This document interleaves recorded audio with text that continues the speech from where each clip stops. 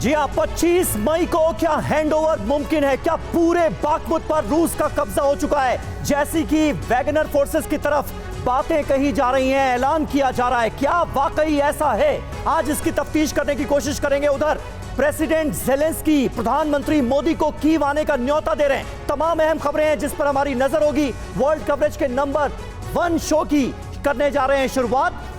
आपके साथ मैं हूं समीर अब्बास, मेरे साथ करुणा शंकर मौजूद हैं, अंजलि हैं, विपिन चौबे हैं और तमाम खास मेहमानों का एक बड़ा पैनल हमारे साथ जुड़ा हुआ है। आखिरकार बाखमुत यूक्रेन के हाथ से निकल गया।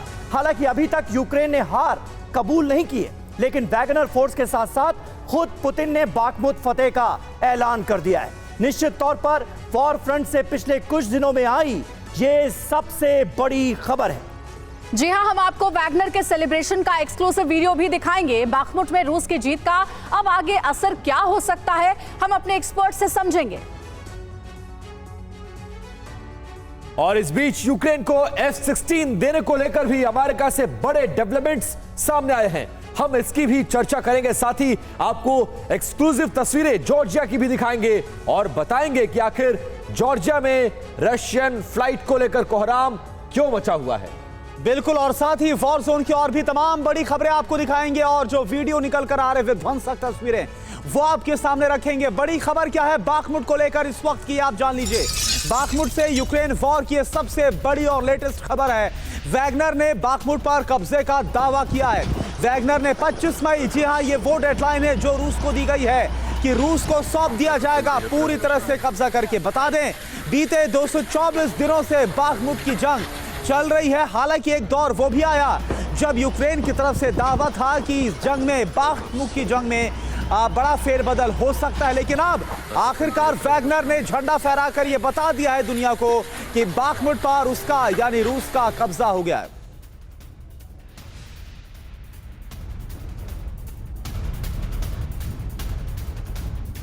और बड़ी खबर का रुख करते हैं। बाखमुत में वैगनर ने लहराया जीत का झंडा।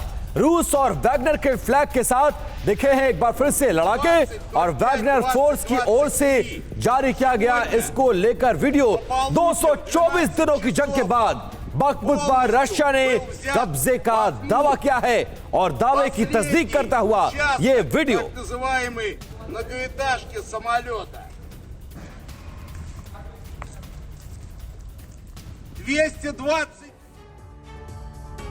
तो देखिए, सीधे तौर पर इस वक्त जो वीडियो हम आपको दिखा रहे हैं, व्लादिमीर पुतिन इसका काफी दिनों से इंतजार कर रहे थे, क्योंकि 224 दिनों से बाखमुत की ये फाइट लगातार जारी है। और हमने आपको एक एक तस्वीर दिखाई बाखमुत से कि किस तरह से ये पूरा का पूरा शहर शमशान में तब्दील हो चुका है। लेकिन अब जो पुतिन चाहते थे वो होता हुआ नजर आ रहा है। वैगनर फोर्सेस ने जीत का ऐलान कर दिया है, बाखमुत पर कब्जे का ऐलान कर दिया गया है। आइए अब देखते हैं कि बाखमुत की जीत के बाद किसकी ओर से क्या कहा गया है, क्या डेवलपमेंट है। रूस बाखमुत जीता, फिर भी यूक्रेन का दावा क्या है, यह तस्वीर सबसे अहम है जिस पर गौर जरूरी है। बाखमुत में रूसी झंडा फहरा दिया गया है। यह इस बात का सीधा संकेत है कि अब कब्जा हो चुका है यहां पर वैगनर फोर्सेस का। वैगनर का ऐलान देखिए, बाखमुत पर हमारा कब्जा हो गया है।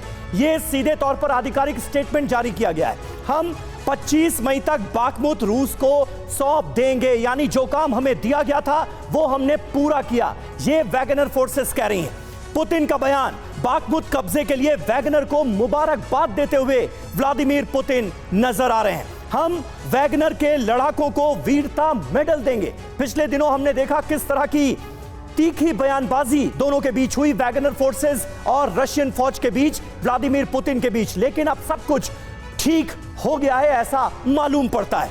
पुतिन कह रहे हैं बाखमुत की स्थिति बेहद नाजुक बनी हुई है। बाखमुत पर कब्जे का दावा ठीक नहीं है, ये दरअसल यूक्रेन कह रहा है, पुतिन नहीं, माफ कीजिएगा, यूक्रेन ये कह रहा है कि बाखमुत पर कब्जे का दावा ठीक नहीं है। जाहिर है पुतिन क्यों कहेंगे, हम अभी भी बाखमुत की लड़ाई लड़ रहे हैं, यानी यूक्रेन ये बताने की कोशिश कर रहा है कि अभी भी उम्मीद बाकी है, बाखमुत पर पूरी तरह से कब्जा हो गया है रशिया का, ये नहीं कहा जा सकता।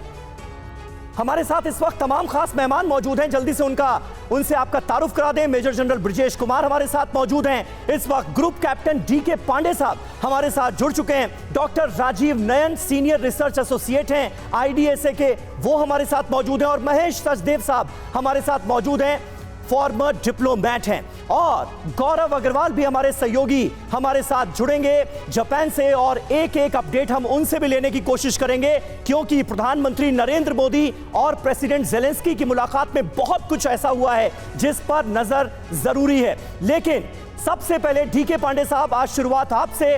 बाखमुत पर विजय का ये जो पताका लहराया जा रहा है वैगनर फोर्सेस की तरफ से, क्या इसे 100% सत्य माना जाए या अभी भी गुंजाइश बाकी है, क्योंकि यूक्रेन अभी भी इनकार कर रहा है, उसकी उम्मीद बाकी है? देखिए, इसमें हमारे पास कोई दूसरा रास्ता है नहीं, क्योंकि अगर बाखमुत पर कब्जा हो गया है तो हो गया है, इसमें कोई दो राय है नहीं। क्योंकि जिस प्रकार से क्लेम किए जा रहे हैं यूक्रेन की तरफ से कि हमारा कब्जा पॉकेट्स में है, तो आपका 99% चला गया, 1% अगर हिस्से पर कब्जा भी है तो क्या कहेंगे, बाखमुत पर किसका कब्जा माना जाएगा? जहां तक रही बात की इस लंबे लड़ाई के बाद बाखमुत जैसे एक इंपॉर्टेंट स्ट्रेटेजी के पॉइंट ऑफ व्यू से बहुत ही इंपॉर्टेंट इलाके पर रशिया कब्जा अपने आप में एक बहुत महत्वपूर्ण माइलस्टोन है, स्पेशली रशिया के लिए, क्योंकि इतनी बड़ी लड़ाई में कोई भी ऐसी महत्वपूर्ण अचीवमेंट नहीं था रशिया के लिए जो कि वो क्लेम करते। जहां तक बात रही कि इतनी लंबी लड़ाई के पीछे वैगनर ग्रुप और रक्षा मंत्री और साथ में जो उनके सचिव थे, इन तीनों के बीच में जो डिफरेंसेस थे वो भी काफी सामने आए। अंततः पुतिन को आउटराइटली बोलना पड़ा कि आप आउट जाइए और हम आपको सारे सपोर्ट देंगे, गोला बारूद चाहिए, हथियार चाहिए। और आखिरकार 11 महीने की जो भीषण जंग हमने देखी, इसके बाद अब वैगनर चीफ का यह दावा कि 25 तारीख को हम पूरी तरह से एक एक इंच बाखमुत पर कब्जा करके रूस को सौंप देंगे। अब देखिए एक और बड़ी खबर क्या आ रही है, बाखमुत जीत को सेलिब्रेट कर रहे हैं वैगनर। बाखमुत से आया है वैगनर लड़ाकों का वीडियो, जीत को सेलिब्रेट करता दिखा है वैगनर लड़ाका। तस्वीर आप देखिए किस तरह से बाखमुत की जो फतह है वो वैगनर फोर्स के लिए, प्रिगोजिन के लिए बहुत ज्यादा अहमियत रखती है, क्योंकि कई जवानों को खोया है रूस ने भी इसमें, और काफी नुकसान यूक्रेन का भी हुआ है।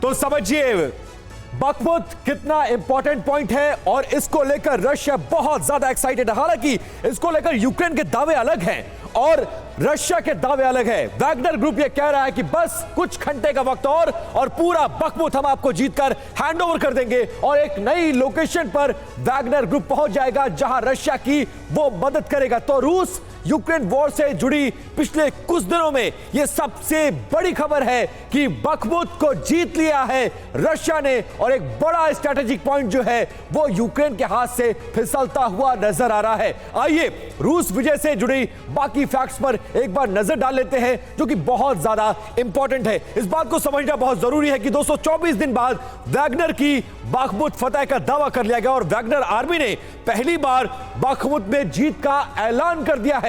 224 दिनों से बाखमुत की धरती पर वैगनर आर्मी ये जंग लड़ रही थी।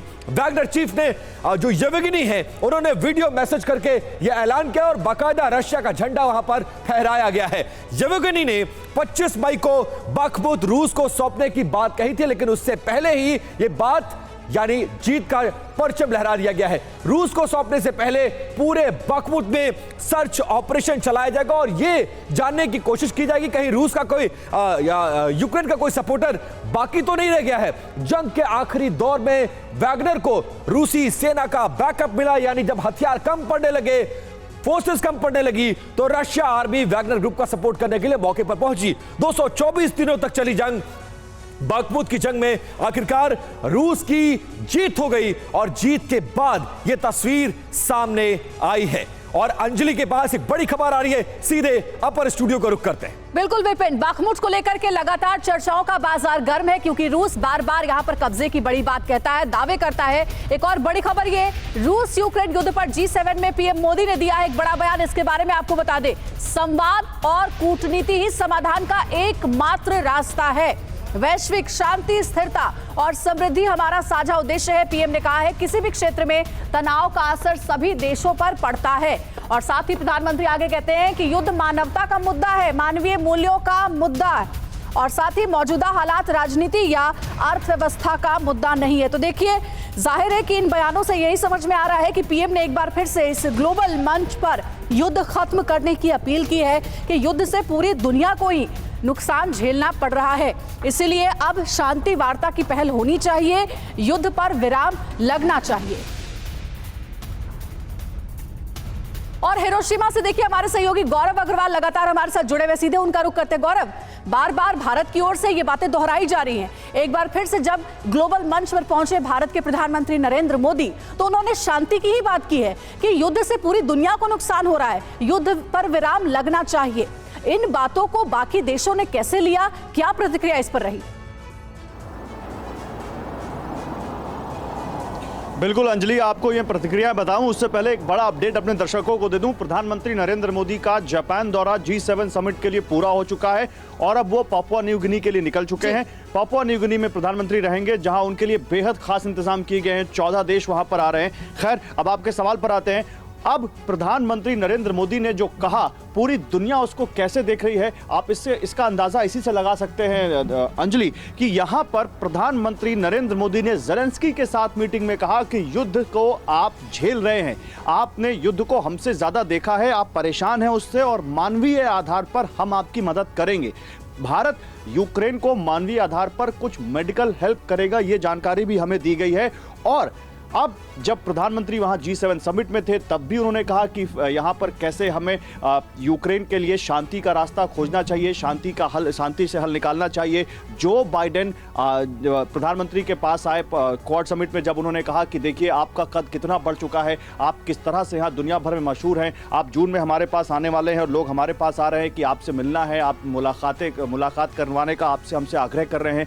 एल्बनीज कह रहे हैं यहाँ पर कि 20,000 लोगों की कार्यक्रम का हमने 20,000 लोगों की क्षमता वाला कार्यक्रम स्थल रखा है, वहां पर हमारी पूरी कैपेसिटी फुल हो चुकी है और मेरे पास रिक्वेस्ट लगातार आती जा रही हैं। आप इतने पॉपुलर हैं, जो बाइडेन उनसे ऑटोग्राफ मांग रहे हैं। तो आप समझिए कितना इन्फ्लुएंस है प्रधानमंत्री नरेंद्र मोदी का वर्ल्ड लीडर्स में। बिल्कुल सही बात है गौरव, लेकिन ये बताइए कि यूक्रेन के मद्देनजर अगर बात की जाए, क्योंकि यूक्रेन के राष्ट्रपति ज़ेलेंस्की की ये मंशा थी कि प्रधानमंत्री नरेंद्र मोदी के साथ एक मुलाकात हो जाए और ये मुलाकात हुई, इससे क्या बदला है ये मैं आपसे जानना चाहूंगा। लेकिन इस बीच देखिए तस्वीरें सामने आ गई हैं, पापुआ न्यू गिनी के लिए रवाना हो गए हैं प्रधानमंत्री नरेंद्र मोदी, जैसा कि हमारे सहयोगी गौरव अग्रवाल अभी थोड़ी देर पहले हमें जानकारी दे रहे थे। अब हम आपको तस्वीरें दिखा रहे हैं। प्रधानमंत्री Narendra Modi Papua New Guinea के लिए रवाना हो गए हैं और वहां से ये सीधी तस्वीरें आपके सामने हैं। प्रधानमंत्री नरेंद्र मोदी का ये 6 दिनों का दौरा, जिसमें उन्हें हिरोशिमा जाना है यानी जापान जाना था, अब जापान से वो पापुआ न्यू गिनी के लिए निकल रहे हैं और उसके बाद उन्हें ऑस्ट्रेलिया पहुंचना है। तो बहुत ही अहम दौरा, और हिरोशिमा में जो अहम मुलाकातें हुई, चाहे वो G7 की मीटिंग हो जिसमें भारत एक इनवाइटी कंट्री था, दूसरी तरफ अगर क्वाड मीटिंग की बात करें तो उससे रिलेटेड भी जो जानकारियां आ रही हैं वो अपने आप में बहुत अहम हैं। लेकिन गौरव, अगर यूक्रेन के मद्देनजर बात की जाए, इससे पहले हमने देखा व्लादिमीर पुतिन की आंखों में आंखें डालकर उनके साथ बैठकर प्रधानमंत्री मोदी ने यह कहा था कि यह युद्ध का नहीं है। और अब ज़ेलेंस्की के साथ मुलाकात में उन्होंने कहा कि मानवता हमारे लिए सबसे बड़ा मुद्दा है। यूक्रेन को क्या मैसेज दिया है भारत ने? देखिए, सबसे बड़ा मैसेज यही दिया है कि इस युद्ध का हल डायलॉग डिप्लोमेसी से निकलेगा। सबसे बड़ा मैसेज आप देखिए, चाहे ये G7 के सदस्य देश हों या फिर इनवाइटी कंट्रीज हों, एक या दो को छोड़कर, शायद ब्राजील को आप उसमें गिन सकते हैं, वरना भारत के अलावा कोई ऐसा देश नहीं है जो यहां पर रूस के खिलाफ ना हो। भारत इकलौता ऐसा देश है समीर जो रूस से अच्छे संबंध रखता है, जो इन G7 कंट्रीज से अच्छा संबंध रखता है। और जैसा कि आपने कहा, ज़ेलेंस्की खुद प्रधानमंत्री नरेंद्र मोदी से मिलना चाहते थे और यह मुलाकात उन्हीं के आग्रह पर हुई, क्योंकि ज़ेलेंस्की बखूबी समझते हैं कि अगर इस युद्ध का हल कहीं से ढूंढा जा सकता है तो वो भारत है, क्योंकि भारत ने अपनी इमेज जिस तरह से वर्ल्ड फ्रेटर्निटी में इस वक्त बनाई है, प्रधानमंत्री नरेंद्र मोदी का जो इस वक्त कद है, वही वो एक इकलौते शख्स हैं जो इन दोनों देशों के बीच बीच इस हल को ढूंढ सकते हैं। और ज़ेलेंस्की कहीं ना कहीं ये भी चाहते थे कि भारत दुनिया की जो टॉप 5 इकोनॉमीज हैं उनमें से एक देश है, भारत जो दुनिया का सबसे बड़ा कंज्यूमर मार्केट है, भारत जिसकी तूती पूरी दुनिया के मंचों पर बोलती है, वो अगर उनकी साइड आएगा तो कहीं ना कहीं ज़ेलेंस्की का जो उनका मकसद है वो पूरा होता दिखेगा। लेकिन जैसा कि हम सबको मालूम है, यहां पर विदेश मंत्री एस जयशंकर थे, यहां पर एनएसए अजीत डोभाल थे, और भारत की जो कूटनीति है उसकी धाक पूरी दुनिया में है। और देखिए प्रधानमंत्री की आप बॉडी लैंग्वेज देखिए कितनी औपचारिक थी, जब वो ऋषि सुनक से मिलते हैं तो कितने गर्मजोशी से मिलते हैं। बिल्कुल सही बात है, और भारत की कूटनीति की ये धाक पूरी दुनिया आज महसूस कर रही है। और खास बात यह है कि G7 के ग्लोबल मंच पर भारत ही इकलौता ऐसा देश था जिस पर रूस और यूक्रेन दोनों को पुख्ता भरोसा था। बहुत बहुत शुक्रिया आपका गौरव, हमारे साथ जुड़ने के लिए। आपसे आगे भी जानकारी लेंगे। फिलहाल बाखमुत से जुड़ी एक अहम खबर है। बाखमुत विजय के बाद रूस के राष्ट्रपति पुतिन ने क्या ऐलान किया, ये देखिए। वैगनर ग्रुप के लड़ाकों को वीरता पदक देने का ऐलान कर दिया है पुतिन ने। वैगनर ही फ्रंट पर लड़ रहे थे बाखमुत की जंग, और वैगनर फोर्सेस के लिए ये पुतिन का बड़ा ऐलान सामने आया है, जिसकी और डिटेल आपको देंगे विपिन चौबे। और आइए बाखमुत से जुड़े कुछ और अहम फैक्ट्स पर एक बार नजर डाल लेते हैं, जिसके जरिए आप समझेंगे कि दरअसल बाखमुत की जंग को रशिया ने कैसे जीता और इसमें वैगनर ग्रुप ने कैसे महत्वपूर्ण भूमिका निभाई। देखिए, Bakhmut Russian break through. Bakhmut रणनीति सामरिक लिहाज से बहुत ज्यादा अहम स्थान है जिसको जीता है रशिया ने। पूर्वी हिस्से के इस शहर को खोने से अब पूरे देश को यानी पूरे यूक्रेन को खतरा महसूस हो रहा है और खतरा पैदा हो गया है। बाखमुत पर कब्जे की जो जंग है वो करीब 11 महीने तक चली और फ्रंट पर इसको वैगनर ग्रुप ने इस लड़ाई को लड़ा है। रूस और यूक्रेन दोनों ने यही सबसे अधिक सैनिक गंवाए हैं, सबसे ज्यादा इंफ्रास्ट्रक्चर गंवाया और सबसे ज्यादा हथियार भी यहीं पर खर्च किए गए, इस्तेमाल किए गए। युद्ध से पहले बाखमुत में 70,000 की आबादी थी, जो इस वक्त पूरा शहर शमशान में तब्दील हो चुका है। इस वक्त पूरा बाखमुत लगभग खाली हो चुका है। बाखमुत में कोई भी बिल्डिंग आज की तारीख में रहने लायक नहीं बची हुई है। और आप देखिए दोनों तरफ, एक तरफ जो टेक्स्ट है उसके जरिए हम बता रहे हैं कि बाखमुत में क्या हुआ, और दूसरी तरफ ये जो वीडियो है इसमें उठता हुआ धुआं बता रहा है कि कैसे पूरा शहर जो है इस वक्त शमशान में तब्दील हो गया। ब्रिजेश सर, इन तस्वीरों को देखिए और बाखमुत का रेलेवेंस हमें जरा समझाने की कोशिश करिए कि बाखमुत को हारने के बाद अब यूक्रेन के पास रास्ता क्या बचा हुआ है। अब भी दुनिया के तमाम देश F-16 जैसे फाइटर जेट्स देने की पेशकश तो कर रहे हैं, लेकिन क्या अब भी कोई संभावना आपको नजर आती है या यूक्रेन इस युद्ध को हार चुका है, सिर्फ अंतिम दम तक लड़ने की बात कहता हुआ नजर आ रहा है?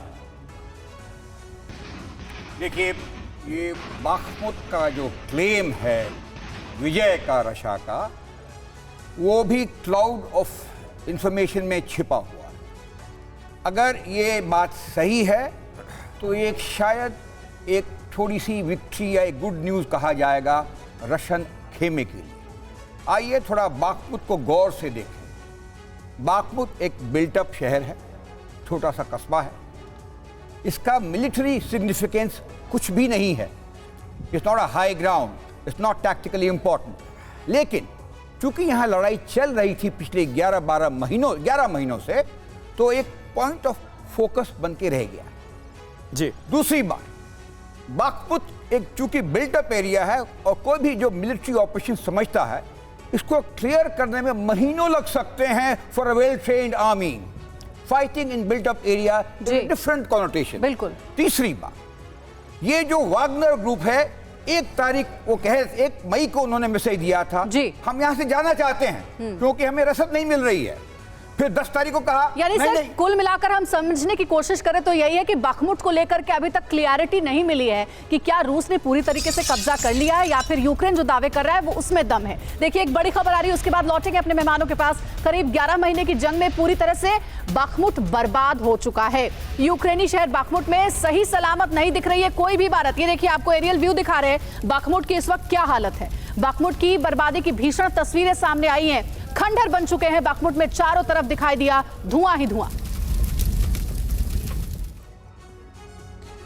और देखिए एक और बड़ी खबर, बाखमुत की बाहरी सीमा पर यूक्रेन का बड़ा हमला हुआ है। रूसी सेना ने यूक्रेन पर किया जबरदस्त हमला। यूक्रेन के बड़े हथियार डिपो पर हमला हुआ है। तस्वीर आप देखिए, हमले में यूक्रेनी हथियार डिपो पूरी तरह से तबाह।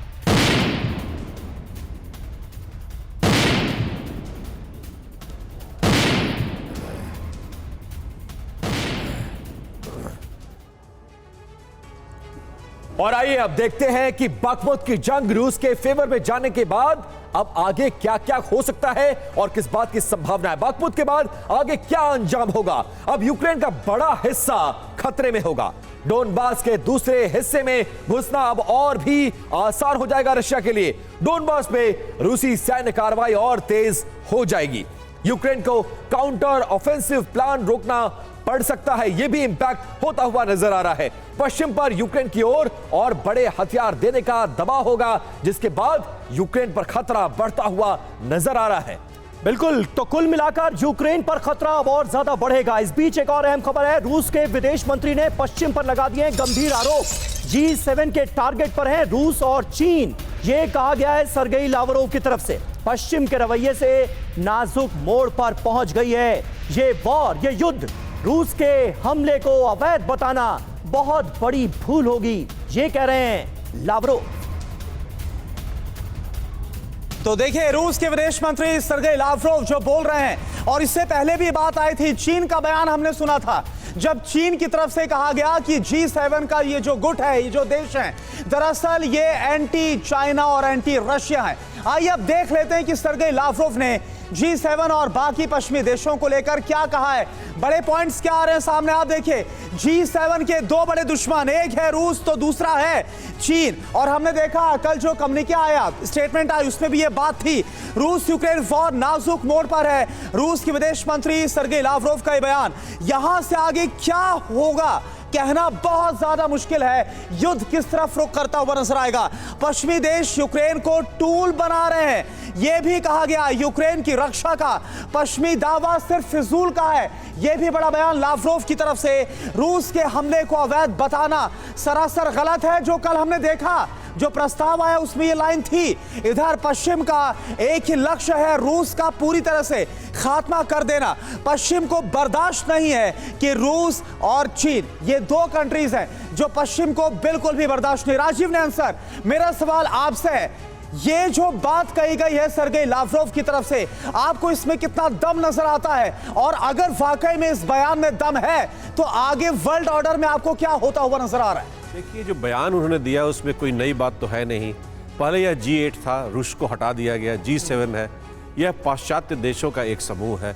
इस बार उन्होंने किया क्या है कि कई ऐसे देश, भारत जैसे देशों को लाया गया है इसमें, और उन्हें जैसे कि समाचार पत्र पाश्चात्य बता रहे हैं कि उन्हें फेस टू फेस जेलेंस्की से बात कराने की भी कोशिश, ऐसे जैसे भारत की हो गई, लुला का जो ब्राज़ील का था और साउथ अफ्रीकन कंट्रीज़ का था, क्योंकि इनका एक थोड़ा सा यूक्रेनियन जो कॉन्फ्लिक्ट जो हो रहा है, रूस का यूक्रेनियन कॉन्फ्लिक्ट, उसमें एक अलग नज़रिया है। ये हम नहीं कहेंगे कि वह रूस की तरफ है या यूक्रेन की तरफ है। एक भारत ने एक बहुत ही मेरिट बेस्ड अपना डिसीजन लिया है और उस पर लगातार कंसिस्टेंट है भारत। देखिए, युद्ध शुरू होने के पहले भी अगर आप देखेंगे यूनाइटेड नेशंस से जो भारत ने बयान दिया है, और आज जो प्रधानमंत्री मोदी भी बोल रहे हैं, उसमें आपको कहीं भी विरोधाभास नजर नहीं आएगा। तो हमारी यही कोशिश रही है, तो इसलिए हम ले जाया गया कि भाई चलिए आइए। पहले भी हमारे प्रधानमंत्री गए थे, लेकिन इस बार का उद्देश्य कुछ इसी तरह। मतलब भारत का रुख पहले दिन से साफ है और भारत अपने रुख पर तटस्थ है और पूरी दुनिया भारत के रुख का समय समय पर इंतजार भी करती है। इस बीच एक बड़ी खबर आ रही है, यूएस मरीन की जबरदस्त मिलिट्री ड्रिल देखने को मिली है। F-22 से अमेरिकी एयरफोर्स का एक्शन देखने को मिला। रूस यूक्रेन जंग के बीच अमेरिका ने बड़ी तैयारी की है, वो तस्वीरें आपके सामने। F-22 फाइटर जेट आसमान में अपनी जंगी तैयारियों को अंजाम देता हुआ और बाकायदा ये वीडियो जारी करके अमेरिका रशिया को एक बड़ा संदेश देता हुआ, क्योंकि अभी एक दिन पहले ही अमेरिका ने तय किया कि अमेरिका और उसके सहयोगी देश F-16 जैसे ताकतवर फाइटर जेट यूक्रेन को लड़ने के लिए देगा, और ना सिर्फ फाइटर जेट्स देगा बल्कि यूक्रेन के पायलट्स को ट्रेन भी करेगा।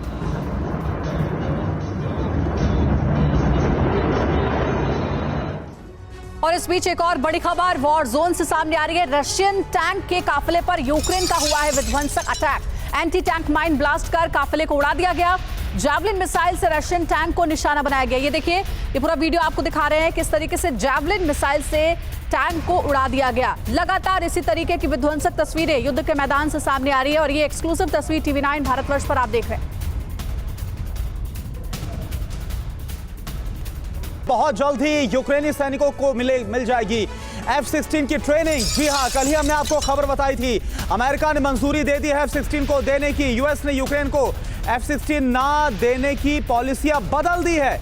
यूक्रेन को F-16 की डिलीवरी के तरीकों पर अब मंथन जारी है कि कैसे डिलीवरी को सुनिश्चित किया जाएगा। सहयोगी देश पहले दे सकते हैं यूक्रेन को F-16 और बाकायदा इसके एक अलायंस बनाने की भी बात सामने आ रही है। तो आपको बता दें कि कोलैबोरेशन के तहत यूक्रेन को F-16 दिया जाएगा, लेकिन इससे पहले यूक्रेनी पायलट्स को इसकी ट्रेनिंग दी जाएगी।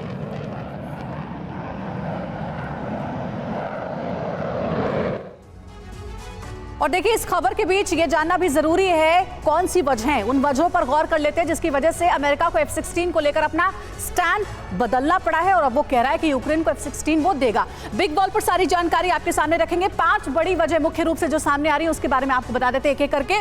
सबसे पहली वजह, युद्ध खिंचते जाने से पश्चिम को नुकसान हो रहा है, ये एक बड़ी वजह है F-16 देने की। दूसरी वजह ये, यूरोपीय सहयोगियों का प्रेशर लगातार बना हुआ है। तीसरी एक और वजह है, काउंटर ऑफेंसिव के लिए भी बहुत जरूरी हो गया था ये फाइटर जेट। चौथी वजह जो समझ में आ रही है, यूक्रेनी शहरों पर बढ़ी रूसी हमलों की रफ्तार। और पांचवी जो मुख्य वजह वो ये कि पैट्रियट की कामयाबी से यूएस का हौसला बढ़ गया है। तो लगातार इस तरीके की खबरें सामने आ रही हैं और कहा जा रहा है कि अमेरिका ने इसीलिए इस बात का निर्णय लिया है और सामने आकर के ये बोला है कि फाइटर जेट F-16 अब यूक्रेन को दिया जाएगा। समीर, बिल्कुल, और आइए अब उन देशों के बारे में आपको बताते हैं जिन्होंने यूक्रेनी सैनिकों को F-16 की ट्रेनिंग देने पर हामी भर दी है, जो रजामंद हैं। 7 देश तैयार, रूस पर F-16 प्रहार की तैयारी। America, Britain, Netherlands, France, Belgium, पुर्तगाल, डेनमार्क, ये तमाम वो देश हैं जो ट्रेनिंग देने के लिए तैयार हैं। F-16 की ट्रेनिंग देंगे ये तमाम देश यूक्रेन को। तो ये अपने आप में एक बहुत बड़ी खबर है। 7 देश पूरी तरह से तैयार नजर आ रहे हैं, यानी आने वाले वक्त में रूस के लिए बड़ी मुश्किल खड़ी हो सकती है। सचदेव सर, किस तरह से आप इस डेवलपमेंट को देखते हैं? साफ तौर पर वेस्टर्न कंट्रीज जो हैं वो एकजुट नजर आ रहे हैं। G7 के मंच से भी एक तरह की कड़ी चेतावनी रूस को जारी की जाती है और अब F-16 प्रहार की तैयारियां। एक तरह से लगता है कि सामरिक तौर पर देखें तो एस्केलेशन हो रहा है। कुछ दिन पहले आपको याद होगा जब जंग शुरू हुई थी पिछले साल, तो टैंक देने में भी ऐतराज़ था, उसके बाद पैट्रियट मिसाइल देने में भी ऐतराज़ रहा और अब बढ़ते बढ़ते F-16 की बातें हो रही हैं। और इसमें दूसरी ओर अगर आप देखें तो ये जो 7 देश हैं ये अपने F-16 को रिटायर कर रहे हैं और इनकी जगह पे F-35 लाने की बात हो रही है। तो उनके विमान जो हैं वो स्पेयर हो रहे हैं और क्या अच्छा हो कि उनको यूक्रेन को सौंप दिया जाए। लेकिन सर, दुनिया ये बात समझ रही है, यूक्रेन को ये बात क्यों समझ में नहीं आती, इस पर चर्चा करेंगे। लेकिन इस बीच एक बड़ी खबर आ रही है, रूस के लिए फ्लाइट शुरू करने पर जॉर्जिया में बवाल हो गया है। जॉर्जिया की संसद में फैसले के खिलाफ कोहराम मचा हुआ है। रूस के लिए फ्लाइट शुरू करने पर सांसदों में मारपीट हो गई। जॉर्जिया की सरकार का रूस के लिए डायरेक्ट फ्लाइट का फैसला, जिसको लेकर फिलहाल विवाद खड़ा हो गया है। जॉर्जिया की संसद का ये वीडियो।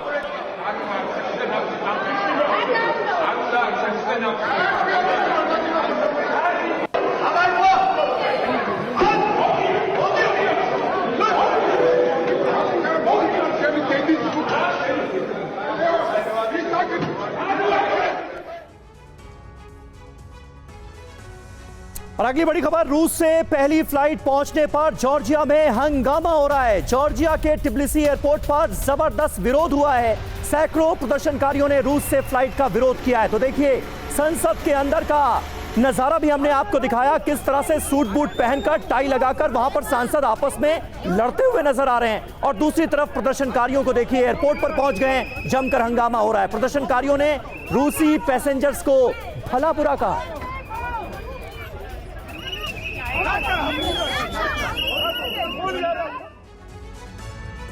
और आइए देखते हैं कि जॉर्जिया का ये पूरा मामला आखिर है क्या। बिग वॉल पर आपको डिटेल्स देंगे। जॉर्जिया में एंटी रशियन उबाल देखने को मिल रहा है। दरअसल रूस से डायरेक्ट फ्लाइट का यहां पर विरोध किया जा रहा है। बड़े पैमाने पर लोग सामने आकर के विरोध करें। जॉर्जिया सरकार ने पिछले दिनों ये फैसला किया था और इसमें रूस से पहली फ्लाइट पहुंचने पर विरोध प्रदर्शन लोग जता रहे हैं, यानी कि इस बात से वो खुश नहीं है। रूस से आई फ्लाइट का एयरपोर्ट पर भारी विरोध हुआ, जिसकी तस्वीरें भी आप देख सकते हैं इस तरफ। वहीं लोगों ने विरोध में नारे भी लगाए हैं। आप यहां क्यों आए हो, ये नारे लगाए गए हैं। आप लोग हमलावर हो, आपने यूक्रेन को कब्जाया है। साथ ही रूस ने 2008 में जॉर्जिया पर एक हमला किया था। जॉर्जिया की 20% जमीन पर रूस का कब्जा है और शायद ये वजह हो सकती है कि बड़ी नाराजगी है। राजीव जी, आप क्या वजह मानते हैं कि जॉर्जिया सरकार ने रूस के बेहतरी के लिए या रूस के साथ संबंध बेहतर करने के लिए कोई एक फैसला लिया, लेकिन उस फैसले से जॉर्जिया के लोग बहुत ज्यादा नाखुश नजर आ रहे हैं? इसकी मुख्य वजह आपको क्या लगती है? देखिए, जॉर्जिया एक पूर्व सोवियत संघ का राष्ट्र है। यह हमें याद करना चाहिए, गोर्बाचेव का भी देश राष्ट्र जो कह कर रहे, तो बड़ा ही एक उलझी हुई वहाँ की परिस्थिति हो गई है। कभी भी वह रूस के साथ पूर्णतया नहीं गया क्योंकि उनका एक औपनिवेशिक इतिहास रहा है। लेकिन बाद में पुतिन के आने के बाद से जॉर्जिया के साथ उनका एक अलग संबंध हुआ। तो एक बड़ा जो वहाँ का वर्ग है, चाहे वह राजनीतिक क्षेत्र में हो या सामाजिक क्षेत्र में हो, कहीं ना कहीं से पूरे तरीके से रूस के साथ नहीं रहा है। बिल्कुल बिल्कुल, इस पर महेश सचदेवा सर आपसे पूछना चाहूंगा। देखिए, युद्ध जितना लंबा खिंचेगा, क्या पुतिन को अब समझना होगा कि नेगेटिव सेंटिमेंट्स उनको बहुत नुकसान पहुंचाने वाले जो जॉर्जिया में हो रहा है? जी, जो सोवियत संघ के पूर्व भाग थे, उनमें चाहे वो सेंट्रल एशिया में हो, चाहे वेस्ट में हो, उनमें ये धारणा बैठ गई है यूक्रेन युद्ध के बाद कि पुतिन सोवियत संघ की पुनर्स्थापना करना चाहते हैं और उन सब देशों को अपने में मिलाना चाहते हैं। और जॉर्जिया की आबादी का एक बड़ा हिस्सा रूसी मूल का है और उसकी वजह से दोनों के बीच में जो जॉर्जियन मूल के लोग हैं और जो रूसी मूल के लोग हैं, उनके बीच में विवाद है।